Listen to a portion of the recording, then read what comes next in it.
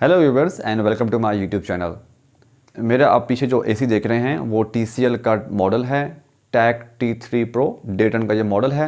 ये 2021 में लॉन्च हुआ था और मैं इसके ऑलरेडी डिटेल रिव्यूज़ अपने चैनल में दे चुका हूँ। जो लोग इसके लॉन्ग रन से और टर्बो मोड के फीचर को जानना चाहते हैं वो लोग मेरे चैनल को सब्सक्राइब करके उन वीडियोज़ को देख के इस एसी की परफॉर्मेंस के बारे में अंदाज़ा लगा सकते हैं। आज की वीडियो जो है वो उसमें स्पेशली सिर्फ बना रहा हूँ, इसका एक फंक्शन है जनरेटर मोड या जिसको जेन मोड बोलते हैं। अक्सर लोग कंफ्यूज होते हैं कि ये जेन मोड क्या है और ये कब इस्तेमाल करते हैं। जेन मोड जो बेसिकली बनाया गया है वो निकला है जनरेटर से। जनरेटर का मतलब है कि ये AC जनरेटर पे चल सकता है, सोलर पैनल पे भी चल सकते हैं एंड UPS पे भी चल सकते हैं अगर वो UPS अच्छी क्वालिटी के हों तो। उससे पहले इन तमाम चीज़ों पे चलाने से पहले आपको इस जेन मोड के बारे में पता होना चाहिए कि ये क्या है। जेन मोड बेसिकली क्या है, जब आप जेन मोड जो है इनेबल करते हैं तो आप AC को बेसिकली लिमिट कर रहे होते हैं कि इस इतने करंट की वैल्यू से ऊपर उसने करंट कंज्यूम नहीं करना। आपने वट एवर सेटिंग की हो तो वो जो AC है वो उस करंट से ऊपर नहीं जाएगा। तो TCL के जो ये मॉडल है जिसको मैं डिस्कस करने जा रहा हूँ, इसमें जेन मोड के 3 दिए गए हैं लेवल, L1, L2 और L3। और हम बारी बारी अभी इस वीडियो में जाके तमाम मोड्स को चेक करेंगे और आपको मैं बड़ा डिटेल से पावर कंजप्शन दिखाऊंगा हर लेवल की एंड उसके अगेंस्ट जो इसका जो है वेंट टेम्परेचर, जो ये कूलिंग प्रोड्यूस करता है AC, वो दिखाऊंगा एंड उसके बाद देखेंगे कि रूम में कितनी कूलिंग मेंटेन रहती है हर जेन मोड पे। तो सिंपल साइंस तो ये कहती है कि पावर कम होगी तो कूलिंग भी कम होगी और इसी चीज़ को हम अभी वेरीफाई करेंगे अपने इस वीडियो में जाके। तो चलें टाइम वेस्ट किए बगैर हम AC को अब ऑन करते हैं और बारी बारी इसकी तमाम जेन मोड को चेक करते हैं। तो व्यूअर्स, आपको मैं इस रूम की जो है डायमेंशंस के हवाले से भी इंफॉर्म करता जाऊं। ये रूम जो है 16 बाई 14 इसकी एरिया है एंड 10 फीट इसकी हाइट है। तो इसी एरिया को मैंने माइंड में रखते हुए 1.5 टन का TCL T3 Pro मॉडल 2021 में लिया था। इस रूम में एक एक्स्ट्रा एरिया भी है। रूम का टेम्परेचर इस टाइम 34-33 के अराउंड है। इट्स समर, मई का महीना है तो काफ़ी गर्मी पड़ रही है आजकल बाहर। तो 33-34 के अराउंड रूम का टेम्परेचर इस टाइम है। तो सबसे पहले आपको मैं बता दूं कि मैं अपनी इस वीडियो में एनर्जी मीटर जो यूज़ करूंगा वो बिजली का एनर्जी मीटर है और इसकी काफ़ी वैल्यूज़ रिलायबल होती हैं। तो हम इसी से इसका current consumption and power consumption को चेक करेंगे फॉर ईच मोड। तो ओके, चलें AC को ऑन करने का टाइम आ चुका है। सबसे पहले हम जेन मोड L1 ऑन करते हैं। मैंने AC को कूलिंग पे किया हुआ है और देखिए ये जेन का बटन होता है। इसके 3 मोड हैं, एक ऑफ़ है, L3, L2 और L1। सबसे कम करंट जो है वो 3 एम्पेयर वाला L1 पे अप्लाई होता है। तो हम इसी मोड को सेट करके और 25 अपना टेम्परेचर सेट रखते हैं और AC को ऑन कर देते हैं। सही है। अब देखें वहाँ पे अभी देखें 3A का मतलब है कि L1 मोड है और ये इनेबल हो चुका है, AC ऑन हो गया है। रिमोट के अलावा AC के जेन मोड को इनेबल करने के लिए मैं TCL की होम ऐप यूज़ करूँगा। ये ऐप सिर्फ उन्हीं AC के मॉडल के साथ कंपैटिबल है जो स्मार्ट AC हैं और जिनमें वाईफाई का फीचर इनेबल है। इस ऐप को यूज़ करने के लिए मैं डिस्क्रिप्शन में भी लिंक दे रहा हूँ और इस लिंक के थ्रू आप ये देख सकते हैं कि किस तरह आप इस ऐप को यूज़ कर सकते हैं और कॉन्फ़िगर कर सकते हैं अपने AC के साथ। AC को ऑन करने के लिए देखें यहाँ से स्प्लिट AC मैंने ऑन किया और मेरा स्प्लिट AC ऑन हो गया। नेक्स्ट हम जाते हैं ऐप के अंदर। आप ये देखें यहाँ पे सारे फीचर हैं। मैं इसको कूलिंग मोड में ऑन किया हुआ है। मोड देखें कूलिंग मोड है। टेम्परेचर 25 सेट किया हुआ है। विंड स्पीड मैंने ऑटो कर दिया है। And main cheese zen mode, ये देखें यह जेन मोड है। जेन मोड जो है यहाँ से इनेबल होते हैं L3, L2 and L1। Suppose मैंने अभी L1 इनेबल करना है तो मैं इस पर क्लिक करूँगा और मेरे AC पे भी लिखा हुआ आ चुका है 3 एम्पेयर इनेबल हो चुका है।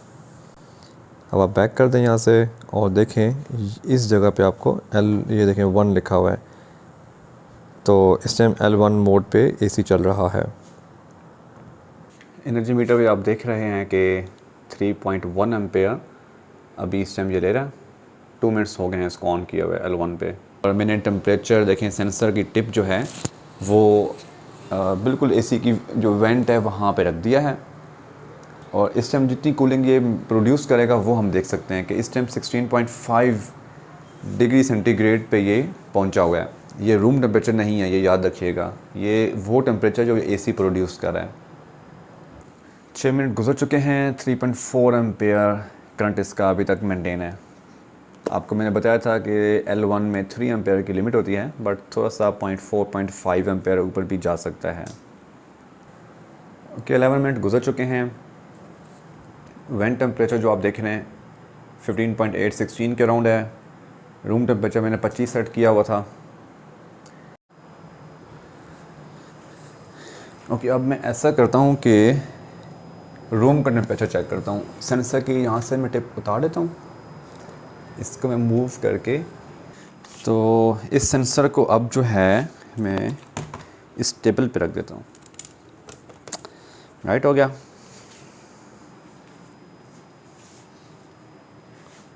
तो ऑलमोस्ट 15 मिनट हो चुके हैं L1 मोड को।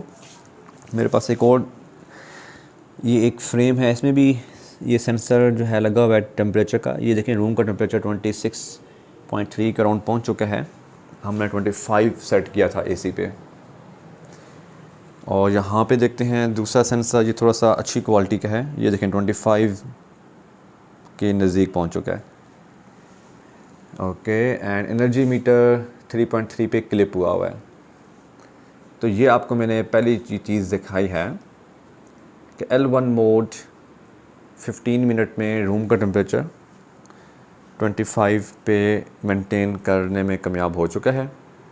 L1 मोड हमने चेक कर लिया है। अब हम जाते हैं इसके नेक्स्ट मोड L2 की तरफ। तो मैं देखें जेन मोड जो है L1 और ये देखें L2 जेन मोड कर दिया है। टेम्परेचर मैंने 25 ही रखा हुआ है और मैं एसी की तरफ करके इसको इनेबल कर रहा हूँ। तो वहाँ पे आप स्क्रीन पे देखें 5A लिखा हुआ आ रहा है। अब आपको मैं ऐप के थ्रू दिखाता हूँ कि आपने L2 मोड कैसे सेलेक्ट करना है। अगेन सेटिंग्स में जाएं, यहाँ पे जेन मोड देखें, जेन मोड में आके L2 पे क्लिक कर दें एंड दैट्स इट, क्लोज। आपका L2 मोड देखें इनेबल हो चुका है। फ़ैन की स्पीड मैंने ऑटो की हुई है। इसका मतलब है कि L2 मोड जो है वो अब ऑन हो गया है। L2 मोड की जो करंट लिमिट है वो है 5 एम्पेयर। तो हम एनर्जी मीटर पे भी देखेंगे कि करंट चेंज हो रहा है कि नहीं हो रहा, और टेम्परेचर पे देखते हैं क्या इफेक्ट आता है। तो एनर्जी मीटर पे तो हालात ये हैं कि ये 5 एम्पेयर हमने सेट किया था, तो 5 एम्पेयर का अब एसी जो है करंट ले रहा है। इसका मतलब है कि इसकी जो अब कूलिंग है वो मज़ीद एफिशिएंट हो जाएगी। और जाते हैं अभी एसी के वेंट टेम्परेचर को नोट करने कि पहला था 16 और अब कितना है। Okay, zen mode L2 5 ampere वाला ऑन किए हुए मुझे ऑलमोस्ट 7 to 8 मिनट्स हो चुके हैं। इंटरेस्टिंग चीज़ क्या है? इंटरेस्टिंग चीज़ यह है कि देखें वेंट का टेम्परेचर जो है अब 11.4 तक चला गया है और सेम टेम्परेचर मैंने सेट किया हुआ है 25, बट अब एसी जो है 11.3 टेम्परेचर प्रोड्यूस कर रहा है। ये क्यों हुआ है? क्योंकि ऑब्वियसली हमने करंट बढ़ाया है, इसको ज़्यादा पावर मिली है, तो इसने मज़ीद एफिशिएंसी दिखाई है। अब ये 5 एम्पेयर के अराउंड चल रहा है और आप देख सकते हैं कि 11.2 डिग्री सेंटीग्रेड तक इसका टेम्परेचर वेंट का ड्रॉप हो चुका है। अभी जब ये टेम्परेचर स्टेबल होगा तो हम इसके बाद रूम का टेम्परेचर एक ही दफ़ा चेक करेंगे कि कितना ड्रॉप हुआ है। एमीटर तो यही बता रहा है कि ये L2 पे 5.3 एम्पेयर ही ले रहा है मैक्सिमम। और इस टाइम आपको मैं एक और चीज़ भी दिखा दूं कि मेरे घर में जो वोल्टेज आ रही है 226, मतलब 220 पूरी वोल्टेज आ रही है, लो वोल्टेज नहीं है। अगर पावर की बात करूं तो इस टाइम जो एसी है 1.2 किलोवाट कंज्यूम कर रहा है पर आवर के हिसाब से। तो इस तरह चलता रहा तो समझे कि आप 1.2 यूनिट पर आवर लेगा, बट अब इसलिए ये इतने नहीं लेगा। ये अभी जैसे ही टेम्परेचर रूम का मेंटेन होता है ऑटोमेटिकली करंट मज़ीद ड्रॉप होगा। ये इन्वर्टर्स की मेन प्रॉपर्टी होती है, कीप इन माइंड। बेसिकली आपको बस मैंने जेन मोड से इंट्रोड्यूस करवाना था कि जन मोड से एफिशिएंसी में क्या फ़र्क आता है। तो जैसे देखिए हमने करंट पे थोड़ा सा कंप्रोमाइज़ किया है। ऑब्वियसली करंट 3 एम्पेयर से 5 पे आया है, तो हमें रूम की कूलिंग अब थोड़ी सी मज़ीद अच्छी फील हो रही है। वही एसी अब जो है 10.8 तक का टेम्परेचर प्रोड्यूस कर रहा है। L1 मोड पे that temperature was 16 degree, but L2 पे 5 एम्पेयर पे ये 10.8 तक प्रोड्यूस कर रहा है।